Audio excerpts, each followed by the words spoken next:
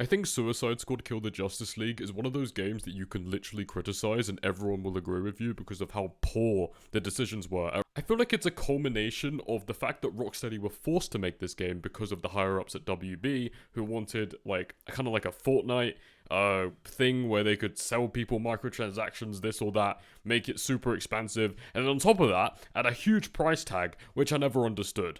No, because to be honest, WB, what fans really would like is a game that is actually interesting, you can play, and it's just like a story game. I mean, look at Spider-Man 2, one of a very highly selling game. People love that game. I know people have like their criticisms about it, but look at the Arkham series. Look at Arkham Asylum, look at Arkham City, Arkham Knight. The whole Arkham series just followed this very simple formula. You don't need to overcomplicate it by doing all of this crazy stuff.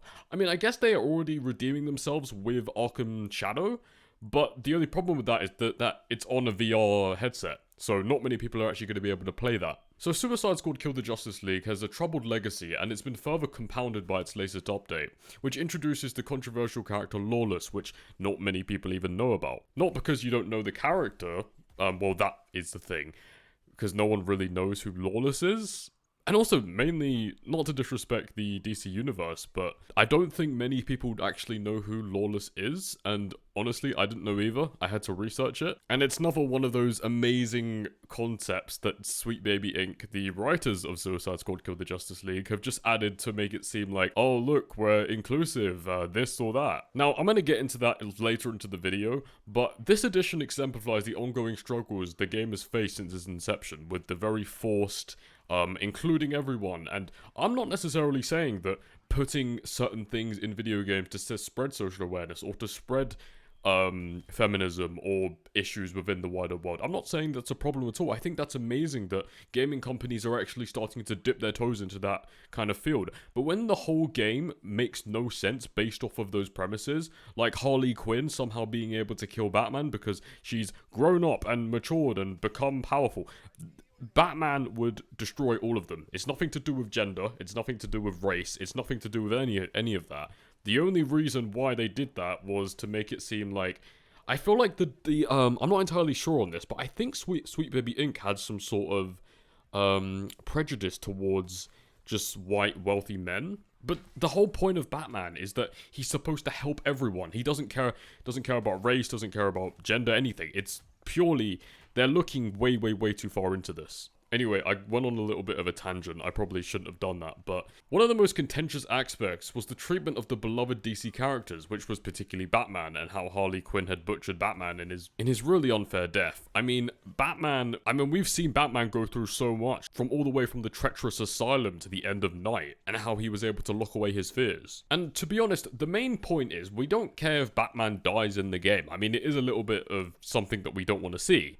But the fact is the way he died. It was just terrible. And everybody knows about this, so I'm not really going to go too far into it because yes, we all just didn't like the fact that the way that they handled Batman's death, and especially the fact that Kevin Conroy had died unfortunately after. May his soul rest in peace. The whole thing was shocking and disrespectful, and especially considering Rocksteady's history with the Batman Arkham series. There was also power scaling inconsistencies between the approach between Suicide Squad members and the Justice League heroes. Like, you can't convince me in any world that, okay, look, if we see Batman as very powerful, and he's just a human, and obviously, like, this has been already a thing in other sources of media, Batman always somehow finds a way, but realistically, how on earth I guess it is kind of realistic that maybe the Suicide Squad could take out Superman, because Superman sometimes has been quite naive, but I really hoped that they would have brought back, like, the smarter side of him, because it seems like they somehow have this trend of liking to make Superman this really evil guy all the time, when in reality, he should just be someone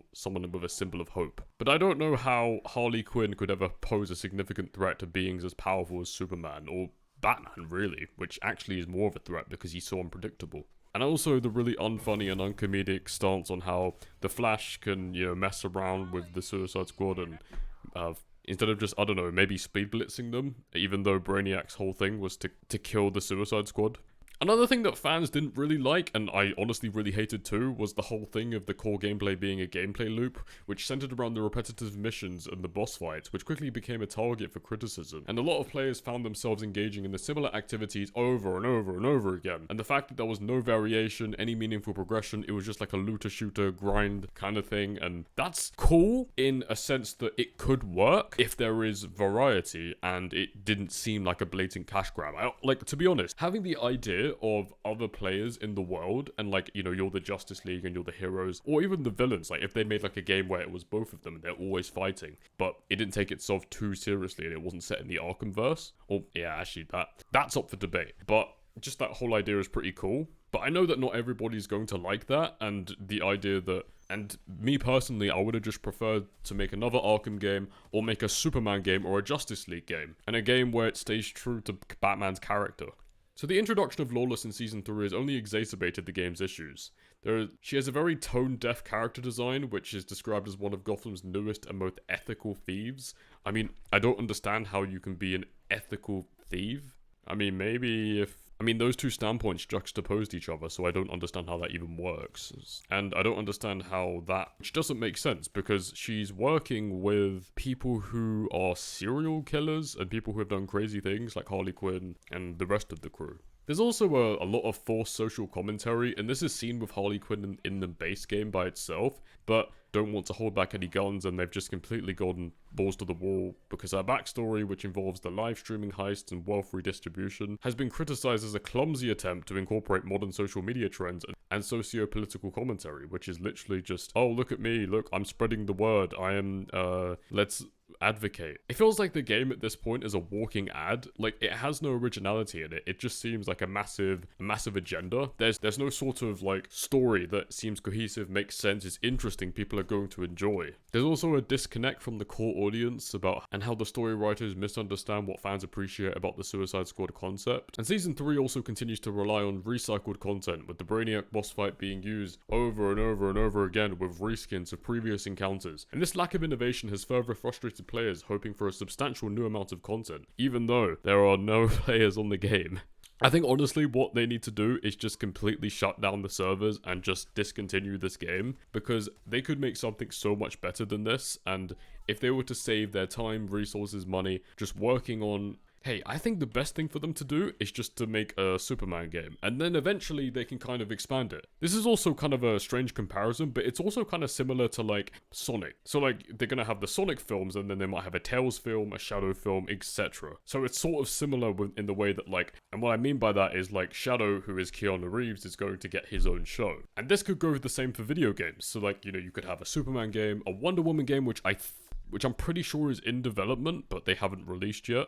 What I don't understand is why they seem to announce it, but then they haven't shown it off. I think what they need to do is announce the game and then give it like a year and then release it, because if you're going to be showcasing a game off in August of 2020, yes, I remember when they showed it came out 4 years later and it was still that bad. WB, what are you doing? The game is even exemplified the fact that the game struggles are reflected in its rapidly declining player base. So on launch day, there was a peak of 13k players, and then 1 week later, it dropped to 3,872, which was pretty much the entire of the player base, about 71%. 2 weeks after launch, there was only 2,000 people playing the game, so it was about 90% of players that left the game. And I'm gonna guess that the remaining 10% actually kept playing the game because they bought it with their hard-earned cash, and I'm so sorry that you did, and they don't want to waste their money, which is very unfortunate. And also the fact that there's additional things you can buy in the game despite the game being incredibly expensive.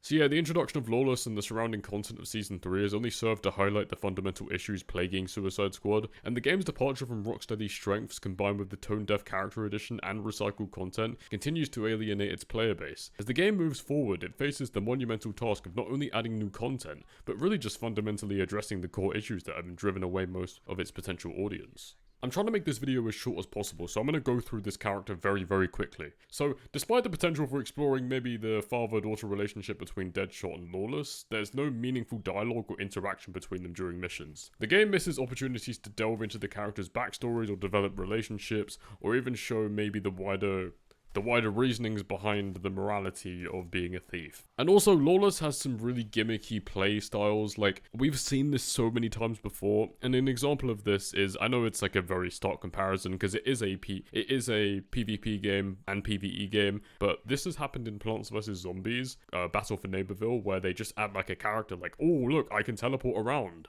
So I don't know, maybe adding like a super fast, maybe superhero Superman, I don't know, like a Superman, or like maybe an alternate universe Batman, or someone like that, someone who people actually want to see. They add Lawless's anti-gravity movement ability, which is just clunky and looks stupid, and she just flies about and does really stupid stuff. And she's also a sniper class, which is like pretty obvious, like it doesn't make sense with a floating mechanic. I thought people who had snipers are supposed to be quite still, and obviously, I mean, I guess maybe teleporting, but just the idea of just sitting on like on a perch and being super tactical. And also the idea of the game being incredibly fast-paced doesn't make sense to be a sniper class. Like, Suicide Squad Kill the Justice League is a very fast-paced game. I mean, I know she does have other weapons, but that's kind of like her main kind of thing. Lawless also just doesn't have visual identity. Like, she just doesn't seem to stand out. There's also a refresh of Catwoman-themed content in the game, which I'm obviously not going to get into because I've read this on an article post, so I'm not sure if I'm 100% correct on that. But just that whole idea of just recycling elements from the Arkham games is just, I don't understand. They've also just randomly added Arkham assets into the game, which don't make any cohesive understanding. I mean, they're gonna use this whole like, oh, okay, look, it's going through dimensions and multi-dimensional. But all you've done is just made the whole Arkham story convoluted as hell. And also the lackluster implementation of Lawless and her associated content shows that the game's team was significantly scaled down, which makes sense considering of the game's massive downfall. I mean, to be fair, this game didn't even have a downfall. It was quite literally from the start. And then I was like, why? The whole point of this video is I really hope Rocksteady sees this. I know I'm not popular or I'm not significant in this area, but all I wanted to genuinely say is that Rocksteady have so much potential. You can see it in Suicide Squad Kill the Justice League. I just think the direction that Rocksteady were forced to take, which shows you how important just directors are in general, shows how butchered and incredibly disappointing the game is, but I'm really excited for Batman Arkham Shadow. I want all of the Rocksteady fans right now, even though it's not going to be like exactly the same. But we have that to look forward to, and let me tell you, Arkham Shadow looks so good. It looks amazing, and I'm going to be doing a review on that game, and I genuinely can't wait. So thank you very much for watching, and Rocksteady, please just bin this game, please. Please. Gonna die screaming at Superman's feet. Why? What's up with his feet? My social sanity can't take these bad jokes.